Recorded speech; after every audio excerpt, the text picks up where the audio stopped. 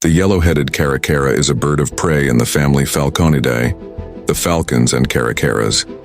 It is found in Nicaragua, Costa Rica, Panama, every mainland South American country except Chile, and on Aruba, Bonaire, Curaçao, and Trinidad and Tobago.